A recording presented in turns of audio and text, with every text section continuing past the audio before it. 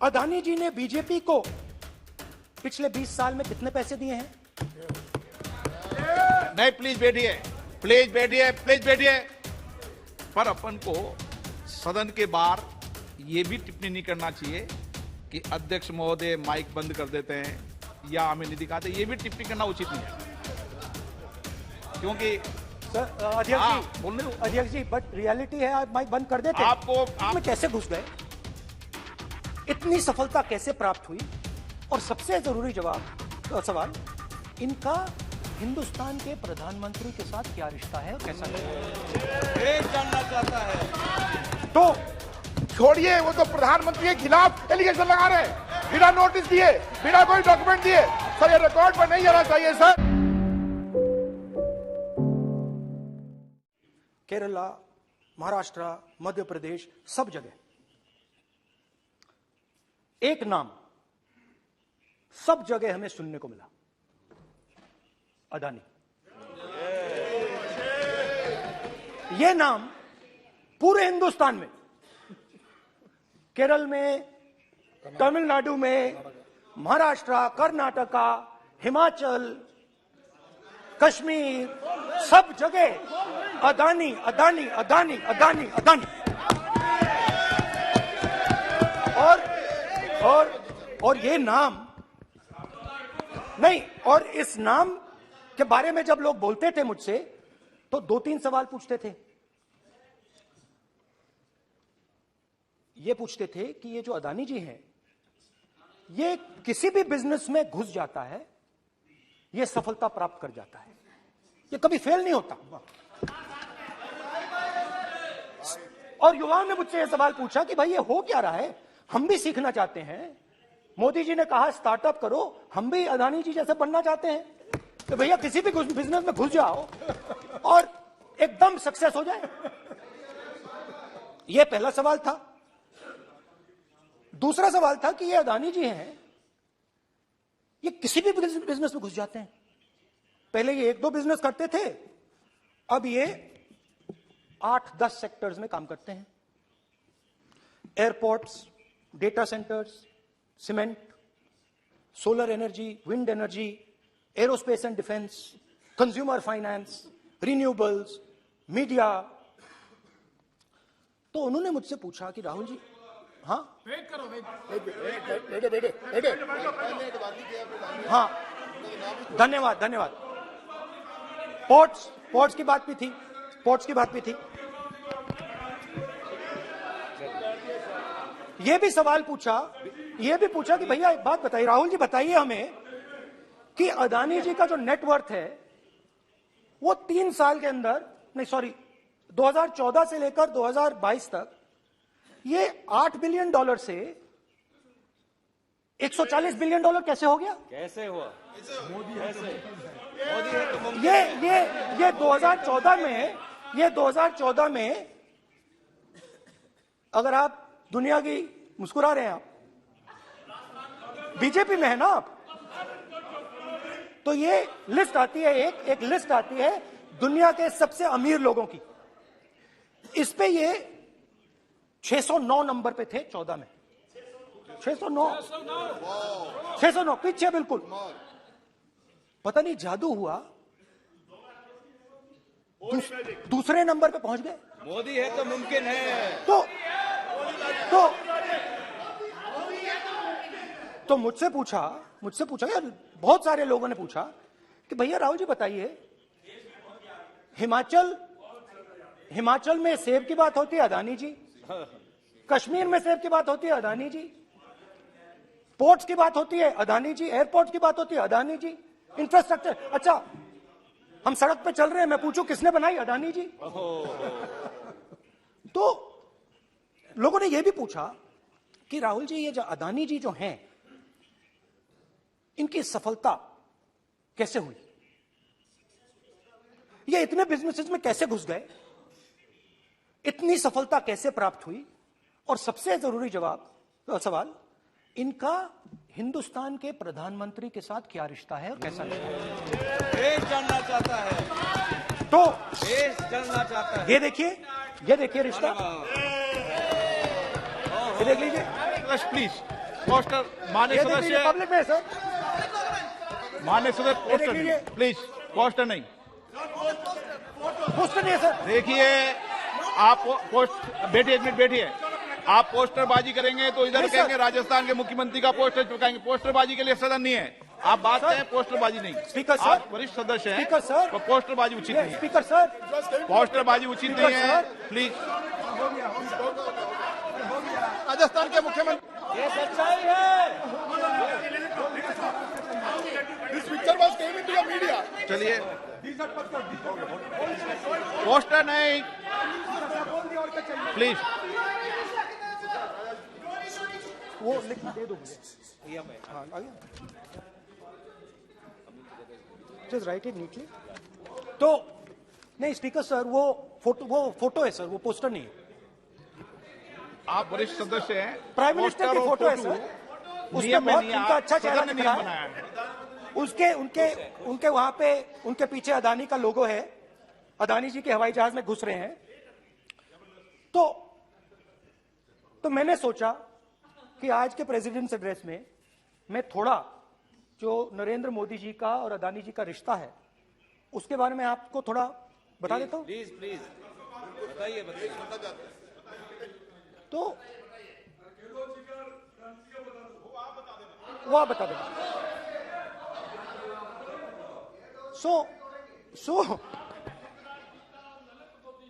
So the relationship begins many years ago when Narendra Modi ji was the Chief Minister of Gujarat. And when most of India's business was asking questions of the Prime Minister, was against the Prime Minister, one man stood shoulder to shoulder with the Prime Minister. He didn't back down. That's commendable. It's not a joke. He was loyal to the Prime Minister. And what did he do? He helped Mr. Modi construct the idea of resurgent Gujarat. Right? The idea that you bring these businessmen together, and you call it resurgent Gujarat, vibrant Gujarat, they're both. And he was the backbone in setting up that group of people. Okay? And the result of that was tremendous growth of his businesses in Gujarat. Expansion of his businesses. I think then the real magic starts. जब प्रधानमंत्री जी दिल्ली आते हैं और 2014 में असली जादू शुरू होता है। मैंने कहा कि 2014 में वो 609 नंबर पे थे, कुछ ही सालों में वो दूसरे नंबर पे पहुंच गए। कैसे पहुंचे? मैं आपको, बहुत सारी इंडस्ट्रीज में काम करते हैं, मैं आपको 2-3 इंडस्ट्रीज का उदाहरण दे देता हूं। एयरपोर्ट इंडस्ट्री की बात, एयरपोर्ट्स की बात करते हैं।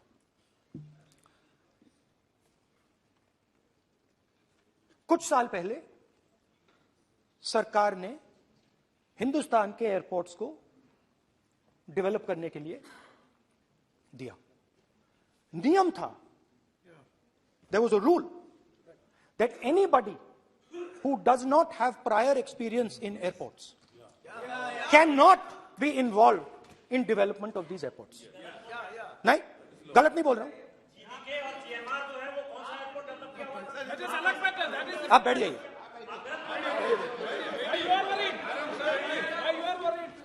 अडानी के डिफेंस में आ गए सर। देखिए, अरे माननीय सदस्य प्लीज मेरी बात सुनो। तो एक मिनट मेरी बात सुनो। ये एक मिनट बात सुनेंगे। ये संसद है, अपन किस दिशा पर चर्चा कर रहे हैं ये देश देख रहा है। हमें राष्ट्रपति अभिभाषण पर चर्चा करें तो उचित रहे, बाकी आपकी इच्छा है, स्वतंत्र अभिव्यक्ति है। मेरा मानना ये तो अपन एक विषय पर ओके तो आपको तो रूल था, नियम था हाँ, पॉइंट ऑफ ऑर्डर किस पे है ये? सर कैसे एयरपोर्ट का प्राइवेटाइजेशन तो उनके समय हुआ, ऐसी कोई पार्टी थी जिसका अनुभव था? ये कौन सी बात कर रहे हैं? ओके बोलिए, ओके प्लीज प्लीज, ओके बोलने दे आपको नेता को, तो बोलने दे आपको कानून नेता को, रूल था, प्लीज बोलने दे। रूल था कि अगर कोई एयरपोर्ट बिजनेस में नहीं था तो वो इन एयरपोर्ट्स को ले नहीं सकता था। इस रूल को हिंदुस्तान की सरकार ने बदला। किसी ने भी बनाया हो रूल था, किसी ने भी बनाया हो रूल था। रूल बनाया किसने बात नहीं है, रूल बदला किसने बात है। रूल बदला गया,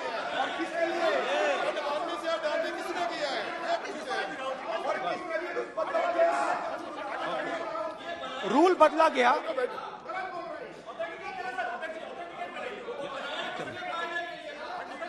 चलता रहेगा क्या सर? रूल रूल को बदला गया। सर बोलने दीजिए। करना चाहिए सर, ऑथेंटिकेट करना चाहिए। चलिए चलिए आप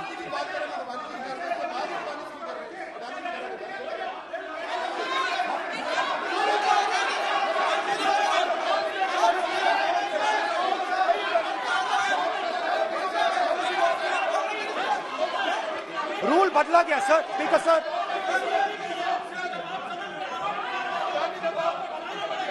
बैठे बैठे।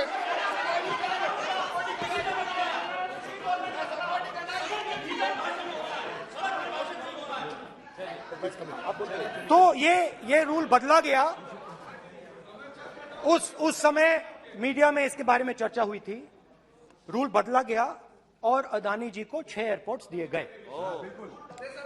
उसके बाद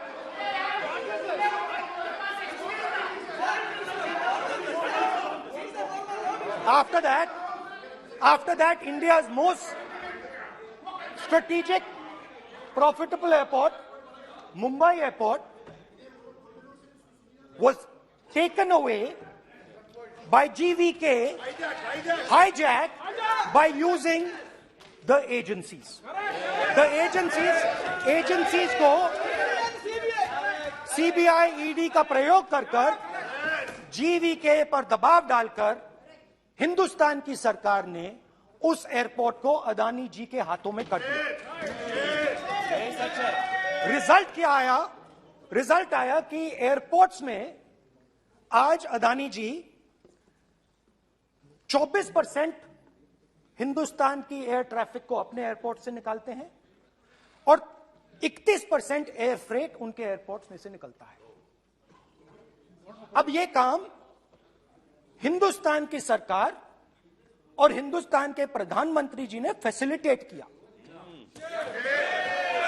तो बताइए, बोलिए विधि मंत्री। और ये जो सर ये हाउस में सर ये बोल रहे हैं, तुम तो ज्ञान बांट रहे हो, बैठ जाओ। सर ये यहाँ बहुत गंभीर मिनिस्टर हैं ये देश ये राष्ट्रपति का उद्बोधन को लेकर गंभीर चर्चा हो रही है। जो भी मेंबर कुछ भी बात करे विद फुल रिस्पॉन्सिबिलिटी ऑथेंटिकेट करें। और ये वाइल्ड एलिगेशन अपना एक सोच के आया है, बिना तर्क के ऐसे वाइल्ड एलिगेशन लगा रहे, ये कोई मतलब नहीं है सर। ये ऐसे नहीं बोल सकते और वो सर तर्क रखना पड़ेगा। अगर एलिगेशन लगा रहे हैं तो आपको पूरा डॉक्यूमेंट प्रूफ के साथ आपको रखना पड़ेगा। दे देंगे आप ऐसे बातें नहीं दे कर सकते। देंगे। और ये गंभीरता को समझिए, ये डॉक्यूमेंट्री प्रूफ दे देंगे। अब आपने जो पिछले स्पीकर थे उन्होंने फॉरेन पॉलिसी की बात की, हम भी फॉरेन पॉलिसी की बात करते हैं। चलिए डिफेंस से शुरू करते हैं। बहुत ऑप्शंस है, आप बताइए कहां से शुरू करें। बिजली, डिफेंस, बहुत ऑप्शंस है। Defence, let us start with defence. अब डिफेंस में अदानी जी का कोई एक्सपीरियंस नहीं था, जीरो एक्सपीरियंस। कल मैंने प्रधानमंत्री को HAL में देखा। प्रधानमंत्री ने कहा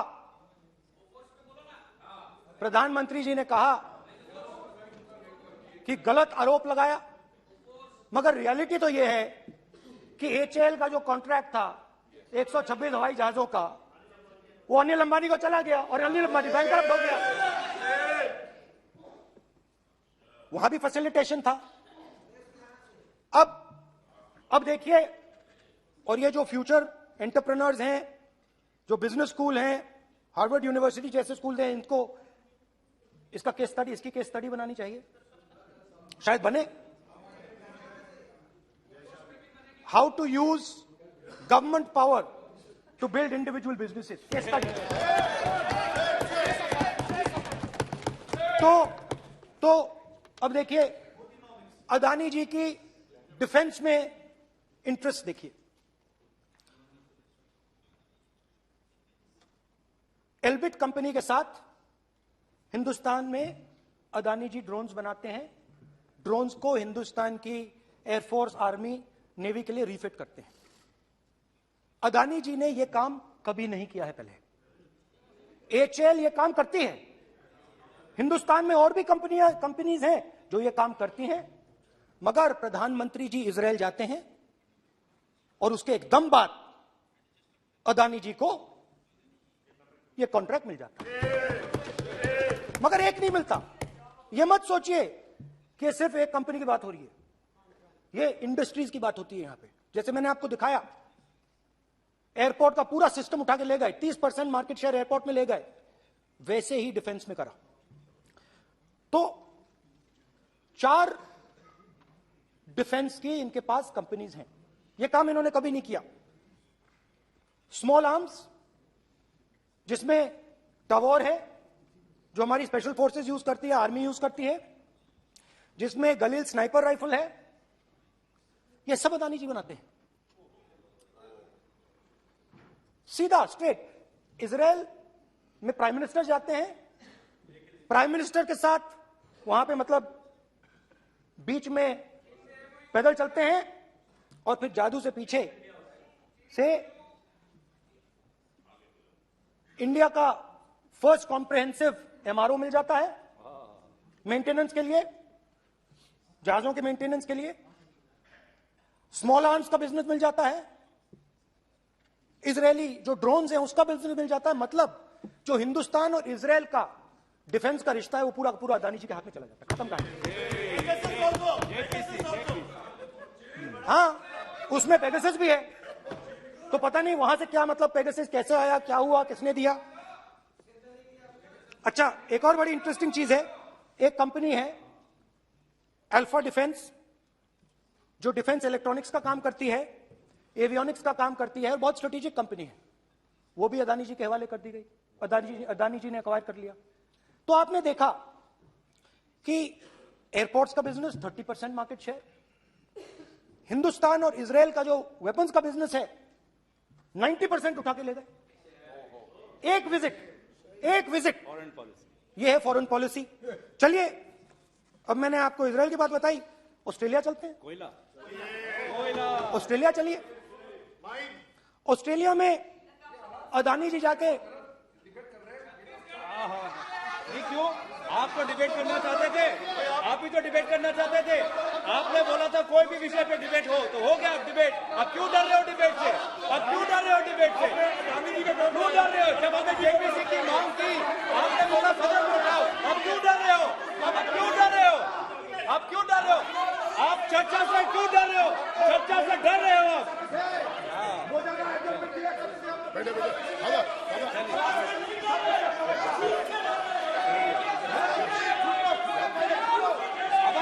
अब सुनना पड़ेगा, अब सुनना पड़ेगा, अब सुनना पड़ेगा। ऑस्ट्रेलिया जाते हैं प्रधानमंत्री, ऑस्ट्रेलिया जाते हैं, प्रधानमंत्री ऑस्ट्रेलिया जाते हैं।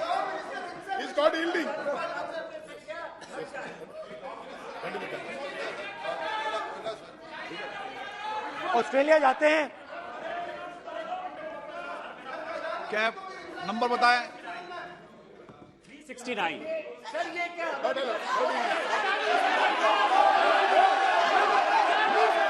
369 सर। ये कहता है सर, एक पेपर और document to be laid on the table shall be duly देखिए पूरा सरकार इन्होंने सर, मैं इनको चैलेंज करता हूं कि जीएमआर और जीबीके उसको कब एयरपोर्ट का जो है संचालन का अधिकार था और कौन सा रूल है वो कोट करे सर। किस रोल के आधार पर ये इनको मैं चैलेंज करता हूं, पूरी कांग्रेस पार्टी को चैलेंज करता हूं कि जीएमआर और जीबीके को कौन सा एयरपोर्ट चलाने का लाइसेंस जब दिया तो उनको उसका नॉलेज था। मैं चैलेंज करता हूं पूरी कांग्रेस पार्टी को। जब इन्होंने बिरला को बनाने का दिया, डालमिया को बनाने का दिया, टाटा को बनाने का दिया लाइसेंस, उस वक्त उनको कौन सा मोटर चलाने का अधिकार था सर। ये गलत बयानी कर रहे हैं। मेरा ये कहना है कि आप एलिगेशन प्रधानमंत्री को ऊपर लगा रहे हैं, आप पेपर दीजिए और कौन सा रूल भारत सरकार ने चेंज किया एयरपोर्ट में अडानी के लिए वो ऑथेंटिकेट कीजिए, नहीं तो इस तरह की बात नहीं कर सकते।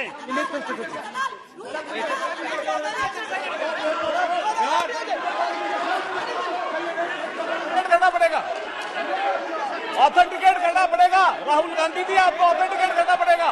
आप ऐसा नहीं बोल सकते हवा में, आप हवा में बोल रहे हो और प्रधानमंत्री जी पे आरोप लगा रहे हो। आपको ऑथेंटिकेट करना ही पड़ेगा। आप ऐसे ही बोल रहे हो कि जीएमआर का जीवीके के समय रूल था, कहा था रूल, कोई रूल नहीं था। आपको यह तो ऑथेंटिकेट और ऑथेंटिकेट करके ही रखना पड़ेगा आपको। पहले रखिए और उसके बाद आगे बात करने देंगे, नहीं तो माफी मांगिए देश से। आप प्रधानमंत्री जी पे आरोप लगा रहे हैं, सर बोलने दीजिए। अनाप शनाप आरोप लगा रहे हैं, बिना किसी डॉक्यूमेंट का आरोप लगा रहे हैं प्रधानमंत्री जी पे। रूल 353 सर, रूल 353 किया है sir, no allegation of defamatory और incriminatory nature shall be made unless you have given notice. छोड़िए, वो तो प्रधानमंत्री के खिलाफ एलिगेशन लगा रहे हैं बिना नोटिस दिए, बिना कोई डॉक्यूमेंट दिए। सर ये रिकॉर्ड पर नहीं जाना चाहिए सर, ये बिल्कुल रूल का उल्लंघन है। और क्या क्या बातें वो कह रहे हैं सर, मैं उसको रिपीट नहीं करना। Reckless allegation, baseless allegation in violation of rules, sir ये स्वीकार नहीं होना चाहिए। ओके सर, एक सब बैठिए, ऑस्ट्रेलिया पीएम जाते प्लीज हैं। बैठिए, आप प्लीज बैठिए, वरिष्ठ वकील साहब बैठिए। ऑस्ट्रेलिया जाते हैं। एक मिनट राहुल जी, एक मिनट। नियम 369 भी मैंने देखा है, 323 भी देखा है। मेरा आग्रह है, सदन भारत की संसद है, हम एक विषय पर सारी राष्ट्रपति की चर्चा लगाइए, उचित है क्या? फिर आपको बोलना बोले नहीं, स्पीकर साहब। गलत तरीका है राहुल गांधी जी, आप बोल नहीं, गलत तरीका है। क्या देश को संदेश देना चाहते हैं आप? क्या संदेश देना चाहते हैं देश को? चलिए राहुल गांधी जी। ऑस्ट्रेलिया में प्रधानमंत्री जाते हैं। आप बोलिए सर, स्पीकर सर, प्रधानमंत्री जी ऑस्ट्रेलिया जाते हैं और जादू से State Bank of India $1 billion loan Adani ji को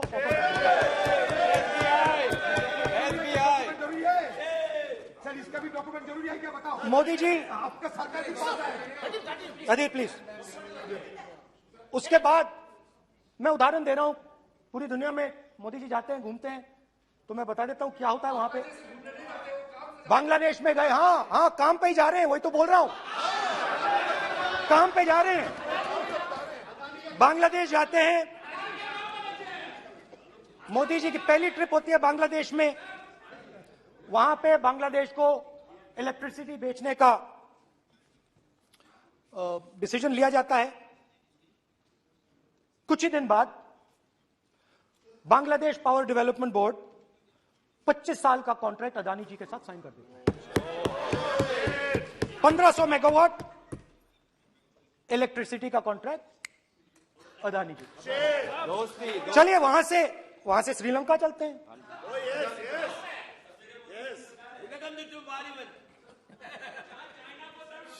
जून 2022 में Chairman of Sri Lanka's Ceylon Electricity Board, MMC Fernando, informed a parliamentary committee in Sri Lanka in open hearing that he was told by President Rajapaksa that PM Modi pressured him to give the wind power project directly to Mr. Adani.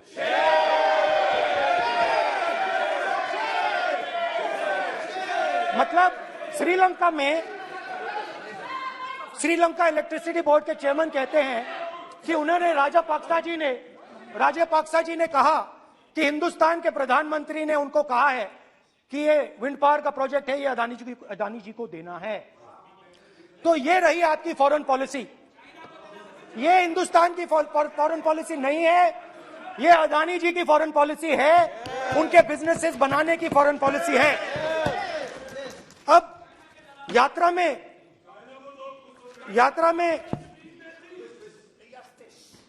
में मुझसे 2-3 और सवाल पूछे गए। यात्रा में लोगों ने मुझसे पूछा, राहुल जी ये जो LIC कंपनी है इसका पैसा अदानी जी की मदद करने के लिए क्यों डाला जा रहा है। उन्होंने यह भी पूछा कि अदानी जी के जो शेयर्स हैं बड़े वोलेटाइल हैं, उसमें LIC का पैसा क्यों डाला जा रहा है। तो मेरा कहना है कि एक सेकंड, मेरा कहना है कि अदानी जी की मदद प्रधानमंत्री जी और हिंदुस्तान की सरकार कैसे करती है। हजारों करोड़ रुपए हिंदुस्तान के public sector banks Adani ji को मिलता है। 27,000 करोड़ रुपए SBI, PNB 7,000 crore, bank of Baroda 5,500 crore, ये मैं लिस्ट चलती जाएगी। LIC का एक्सपोजर 36,000 करोड़ रुपए, 3 crore SBI and other PSU bank holders. Money is going to Mr. Adani and to finance. Now, of course, there is another question. तो मदद कैसे हो रही है। हिंदुस्तान के पब्लिक सेक्टर बैंक्स का पैसा, LIC का पैसा नरेंद्र मोदी जी, अदानी जी को दिया जा रहा है। अगर कोई सामने खड़ा हो जाता है, जैसे जीवी के लोग खड़े हुए, ED, CBI एजेंसीज आ जाती हैं, उनको परे कर देती हैं। तेलंगाना में भी एक पोर्ट का उदाहरण था, आंध्रा, सॉरी। मगर मेन सवाल और सबसे इंटरेस्टिंग सवाल दूसरा है। कुछ दिन पहले ये हिंडनबर्ग रिपोर्ट आई, उसमें लिखा था कि अदानी जी की हिंदुस्तान के बाहर शेल कंपनीज हैं। ये जो शेल कंपनीज हैं, सबसे पहला सवाल है, ये हैं किसकी? ये किसकी है मॉरिशस में जो शेल कंपनीज हैं? और ये जो हजारों करोड़ रुपया ये शेल कंपनीज हिंदुस्तान में भेज रही हैं, ये किसका पैसा है? और क्या ये काम अदानी जी फ्री में कर रहे हैं? अब मैं ये सवाल क्यों पूछ रहा हूं? क्योंकि अदानी जी स्ट्रेटेजिक बिजनेसेस में काम करते हैं। अदानी जी हिंदुस्तान के पोर्ट्स को डोमिनेट करते हैं। अदानी जी हिंदुस्तान के एयरपोर्ट्स को डोमिनेट करते हैं। और जैसे मैंने कहा, अदानी जी हिंदुस्तान की डिफेंस इंडस्ट्री में बहुत जरूरी रोल प्ले करते हैं। तो मेरा पहला एक छोटा सा सवाल है कि जो शेल कंपनीज हैं, इनके बारे में हिंदुस्तान की सरकार ने कोई सवाल नहीं उठाया? ये कौन लोग हैं, ये किनकी कंपनीज हैं? ये स्ट्रेटेजिक मामला है, पोर्ट्स का मामला है, एयरपोर्ट्स का मामला है, डिफेंस का मामला है। और जो कंपनी इन स्ट्रेटेजिक एरियाज में काम कर रही है, उनके बारे में आपको मालूम ही नहीं। ये नेशनल सिक्योरिटी का मुद्दा है, आपको मालूम ही नहीं कि ये शेल कंपनीज किसकी हैं, कितना पैसा आ रहा है, किसका पैसा आ रहा है। तो एक बहुत बड़ा सवाल है, ये पैसा किसका है, ये शेल कंपनीज किसकी हैं? और ये हिंदुस्तान की सरकार की जिम्मेदारी है ये पता लगाना ये किसकी शेल कंपनीज हैं और ये किसका पैसा अंदर आ रहा है। JPC, we want JPC.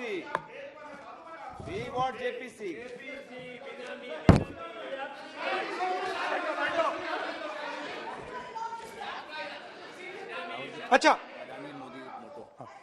अब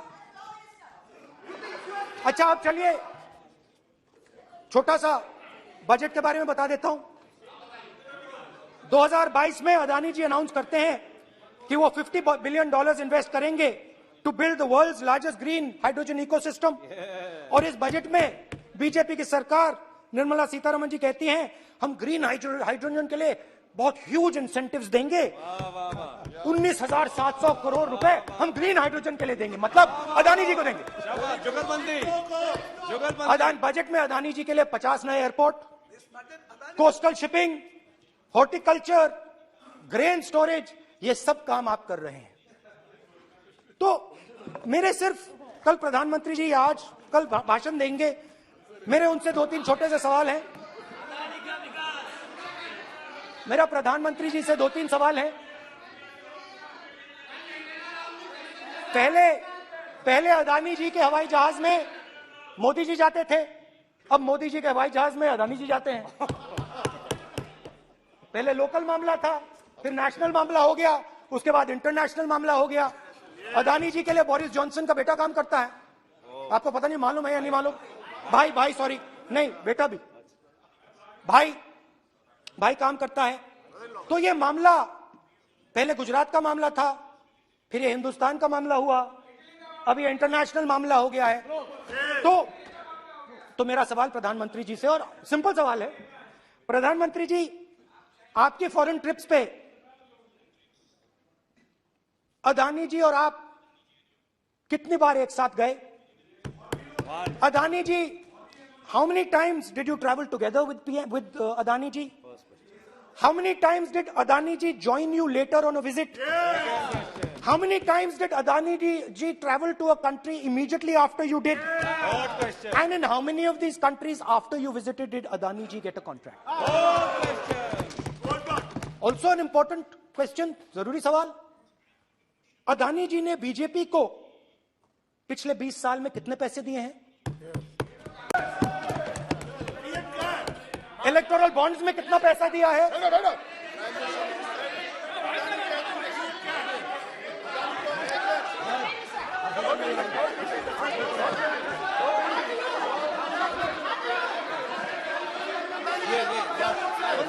And question the post to Prime Minister, please. Sir खत्म करने दीजिए सर। कंक्लूडिंग और बहुत सुंदर तरीके से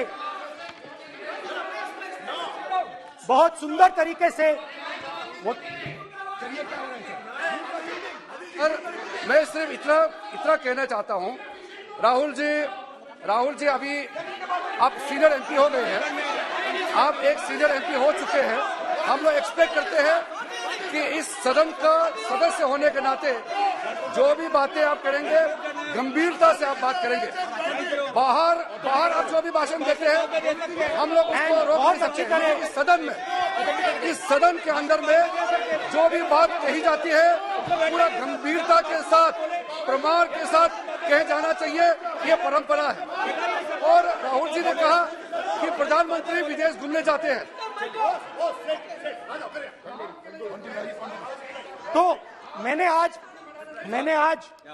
वो जो युवाओं ने मुझसे सवाल पूछा था कि अदानी जी की इतनी बिजनेस एक्यूमेंट कहां से आई, इतने अलग अलग सेक्टर्स में अदानी जी ने कैसे सक्सेस प्राप्त की, अदानी जी के बारे में पूरी दुनिया को स्टडी करनी चाहिए, हार्वर्ड यूनिवर्सिटी को स्टडी करनी चाहिए कि पॉलिटिक्स के बीच में और बिजनेस के बीच में कैसा रिश्ता होता है। India is a case study and prime minister Narendra Modi should be given a gold medal in this. Now बहुत अच्छी तरह बीजेपी के जो पिछले स्पीकर थे उन्होंने मेरे भाषण को इंकैप्सुलेट किया मेरे लिए बहुत अच्छी तरह। आपने जो मैं सोच रहा था आपने उससे और भी अच्छी तरीके से बोल दिया। Coming together is a beginning, keeping together is progress, working together is success. Adani ji and Narendra Modi ji, thank you. एक बात पे चर्चा नहीं हुई है, ये अलग अलग इंडस्ट्रीज पे, अलग अलग बिजनेसेस पे और इंटरनेशनल अफेयर्स पे डिस्कशन हुआ है। नहीं, एक मिनट प्लीज बैठिए। नहीं, प्लीज बैठिए। प्लीज बैठिए, प्लीज बैठिए। पर अपन को सदन के बाहर ये भी टिप्पणी नहीं करना चाहिए कि अध्यक्ष महोदय माइक बंद कर देते हैं या हमें नहीं दिखाते, ये भी टिप्पणी करना उचित नहीं है, क्योंकि सर अध्यक्ष हाँ, जी, बोलने दो। अध्यक्ष जी, बट रियलिटी है आप माइक बंद कर देते हैं। आपको आप एक मिनट ना एक मिनट प्लीज प्लीज बैठे, प्लीज आप बैठिए, मैं बैठा हूं ना, प्लीज प्लीज बैठिए। नहीं, मेरा है कहना, आप पूरे समय बोले। खबरों में बने रहने के लिए फोरम 4 को सब्सक्राइब करें और नोटिफिकेशन पाने के लिए बेल आइकन दबाएं।